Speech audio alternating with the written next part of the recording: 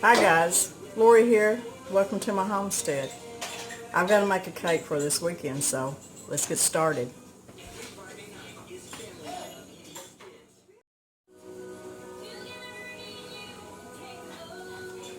Okay, let's get started, guys. This is called a socket timmy cake. We've been making this cake for years, as far back as I can remember. I think the first time I ate it, either my mother-in-law or my sister-in-law made it. But it's a good, just potluck cake, just everyday cake. It's a coffee cake. It's got sour cream, it's got cinnamon, it's got a streusel. So that's the first thing we're going to do. We're going to make the streusel. And this is a half a cup of pecans. You take a third cup of brown sugar, and we're going to take 3 tablespoons, maybe 2 tablespoons of cinnamon. We'll do 2. 2 tablespoons of cinnamon. And I started using this Ceylon cinnamon, organic cinnamon. I'll tell you, it's the best. If you ever start using this, you'll never go back to any other kind. So I'm going to mix this up.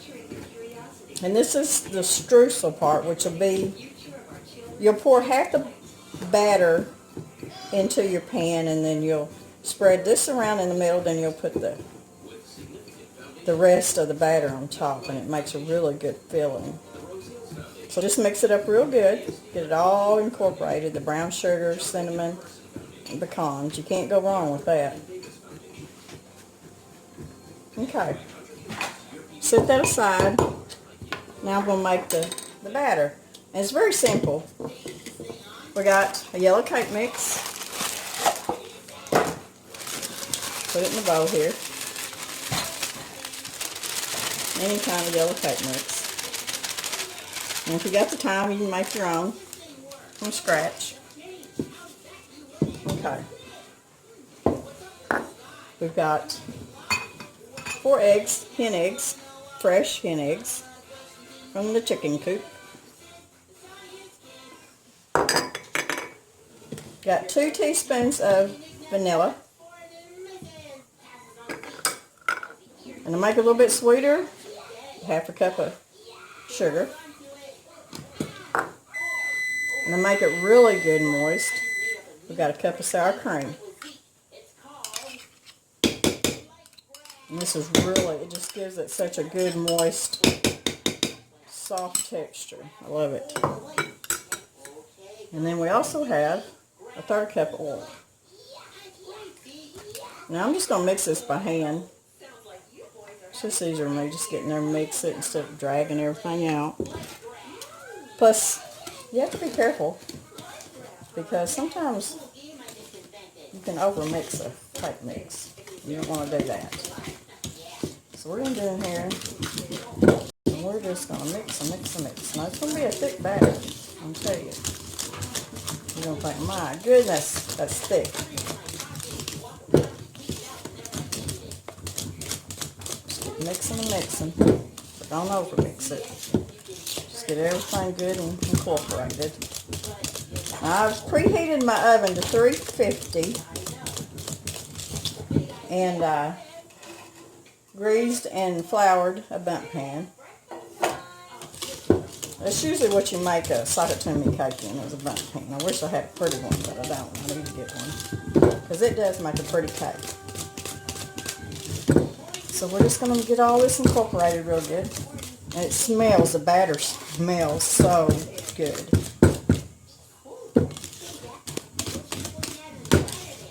Okay. I think that's mixed up pretty good.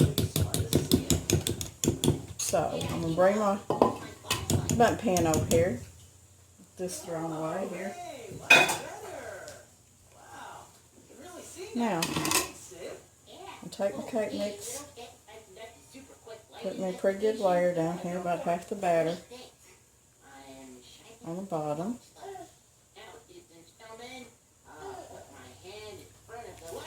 Sometimes it's hard to tell if you got half of it or not. I'm going to put just a little bit more. There we go.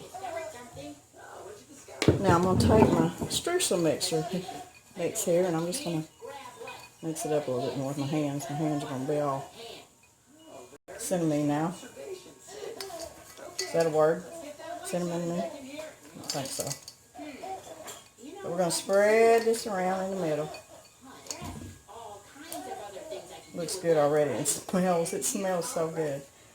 I'll tell you, this is one of the best coffee cakes to have with a cup of coffee. It's so good.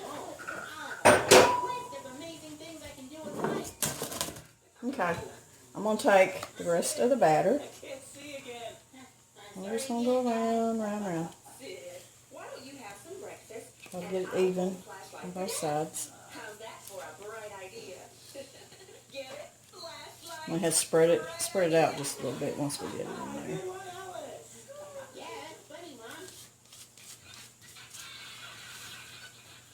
Sock it to me cake.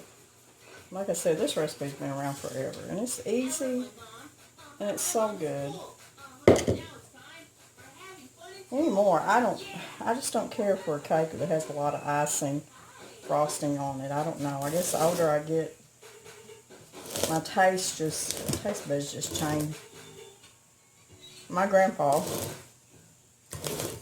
course, my grandma, she made all her cakes from scratch. She never had a box of cake mix in her pantry. You never see that in her pantry. But anyways, he did not like frosting or icing on his cake. So every once in a while, she'd make him a fresh cake, hot out of the oven, and he'd get it out. He'd come and slice while it was still hot and put some butter on it. Just a little slab of butter on it. Let that butter melt over that hot yellow cake. That's the way he liked it. Sounds good, don't it? Okay. I'm just going to shake this around. Drop it 1 or 2 or 3 times. Put it in a 350 oven. And ovens vary. And I'm going to say in my oven it's going to take about 45 minutes. Some ovens it may take 50 minutes. But we'll see. We'll check it in a little bit. So, I'm going to stick it in the oven.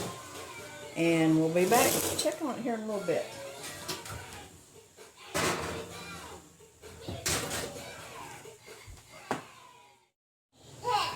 Okay guys, guess what? While my cake's cooking, I'm going to fry up some pork chops and make smothered pork chops for supper. So I thought we'd just do that while we're waiting on the cake. First thing we're going to do, we're going to season these pork chops. Always, to me, always season your meat. Always. Season your flour and season your meat. When I say that, I'm going to put just a little bit of salt on top of these pork chops. Maybe just a little bit of pepper, not much, because there's going to be pepper in the flour too. Now some people season their meat, don't season their flour. Some people don't. I mean, it's just whatever you like. I like a lot of seasoning, so I do both. So what I've got here, I've got some fresh cumin seeds that I ground up my mortar. I'm going to put me a little bit of garlic. If I ain't careful, I'll put too much. This stuff comes out fast. I'm going to put me a little bit of pepper in my flour. A little bit of salt. And I'm going to put a little bit of oregano.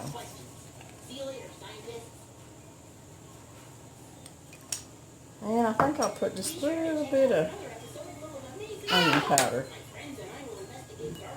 I'm just going to kind of stir it together here. I love fried pork chops. I was raised on pork. I love pork. I always have. And I don't just eat it every day. I eat it in moderation. But we raised hogs. My grandpa raised hogs.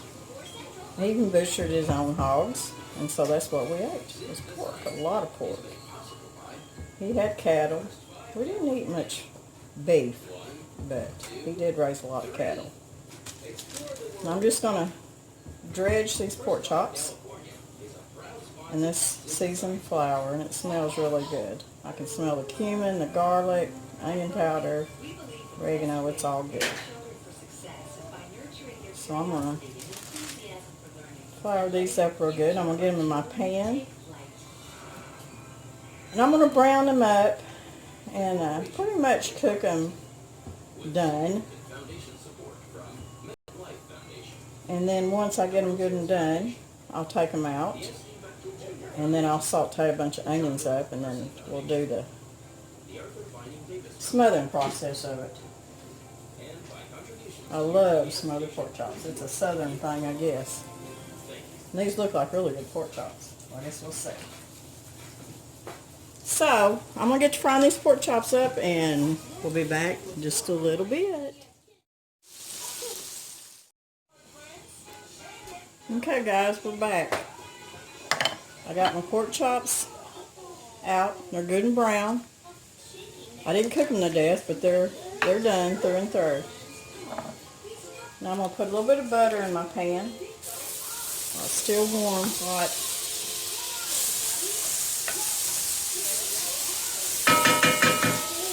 I'm going to put these onions in here. Let them saute. Just a little bit. I don't want to cook them too much because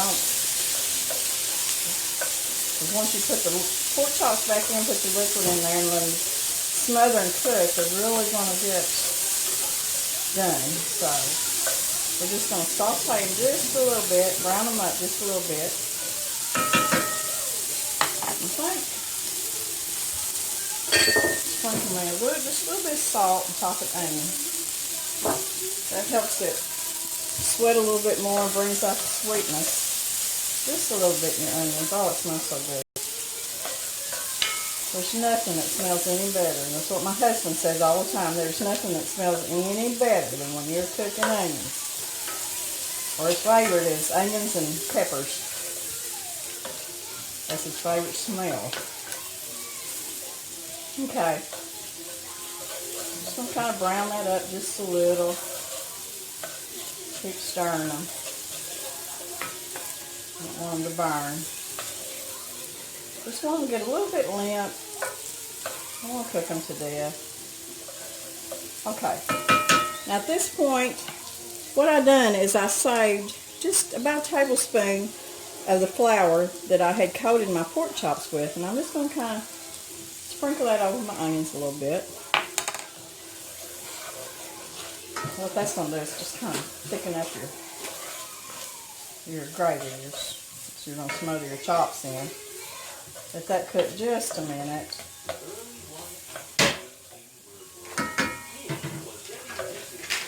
Then I'm going to add my mushrooms. Now you don't have, if you don't like mushrooms, you don't have to add the mushrooms, but I do. I like them. People say, well, they don't taste like nothing. Well, I don't know. I just like mushrooms. Now, I'm going to add me beef broth.